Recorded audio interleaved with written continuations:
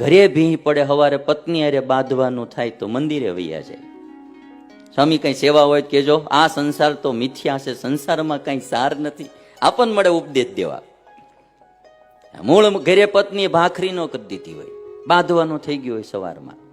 એટલે પછી તો એમ કે અમારે એવું બનેલો એક પ્રસંગ. એક ભાઈ બહુ વહેલો મંગળા આરતીમાં આવી ગયેલો. હું પ્રદક્ષિણા કરતો હતો. મેં કીધું ભગત કોઈ દી ની ના તમે મંગળામાં. મને કે સ્વામી આજ પત્ની અરે બાંધવાનું થઈ ગયું. આ દુનિયામાં કોઈનું કોઈ નથી કે હવે તો નક્કી કરીને આવ્યો છું, બસ ભગવાન ભજી લેવા, ઘરે જવું જ નથી. તો હું તો બહુ ખુશી થયો. મેં કીધું સારું થયું, અટાણા પોરમાં એક જીવ સંસારમાં બારો નીકળ્યો. મેં કીધું એમ.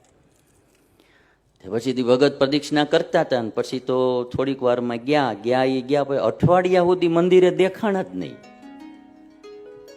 પછી અઠવાડિયા પછી આવ્યા. તે મેં પૂછ્યું, મેં ભગત તમે ભગવાન ભજવાની વાત કરતા હતા ને ગયા અઠવાડિયા દેખાણ જ નહીં.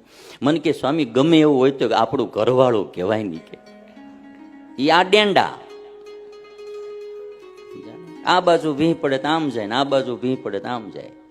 ખરું ભગત થવું એ તો મારે ને તમારે બહુ કઠણ કામ છે ભાઈ. એ હેલું નથી, બહુ કઠણ કામ છે. એટલે સ્વામી કહે છે ભક્ત થાવું ભગવાનના રાખી વિષય સુખની આશ, વિષયના સુખોની આશાઓ રાખી અને ભગત થાવું સ્વામી કે ઈ બને નહીં. બેવ કામ ન બગાડીએ. ઘણા અમારા સાધુ બે કામ બગાડે છે. નો હારો સાધુ થઈએ કે નો સંસારમાં રહીએ કે બાવાના બે બગડ્યા એમ કહેવાય ને આપણે. એક માર્ગ પકડાય, કાં આ પાર ને કાં ઓ પાર. પછી હવે નક્કી જ કર્યું કે ભગવાનના માર્ગે ચાલવું તો થોડું શુરવીર થવું. અને સ્વામી કે અને જ્યારે સારો સમય મળ્યો હોય ને ત્યારે જે માણસ કામ કરેલી થાય.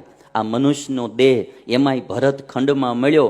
આમાં જે માણસ સારું કામ કરી લે તો થાય. પછી હવે એવા અમુક દેશોમાં દેહ મળ્યો હોય ત્યાં થાય હું. આ ચીનમાં જન્મ મળ્યો હોય ભજન થાય. નકરું ડુપ્લિકેટ જ બનાવવામાં રહી જાય. કયો આ કેવો વાયરસ દઈ દીધો, વરહદી થયું તો હક નથી લેવા દેતો. એક જણો મને કહેતો તો મને કે આ થોડુંક લોકડાઉન ભળવું પડે ને કોરોના ઓછો થાય ને ચાઇના જવું 25-50 ધાધર વાળાને લેતા જવા શીખે. 25-50 ધાધરું થયું હોય ને જેને હારી પેટની ખજવાળ કરતા હોય એવાને લઈ જવા. ખ અને ધાધરું થયું ન્યા જઈને આખા દેશમાં ફેલાવો. પછી ભરે મારા વાલીડા ખજવાળ્યા કરે. આખી દુનિયાને ધંધે લગાડી દીધી. પણ એમ તમે જો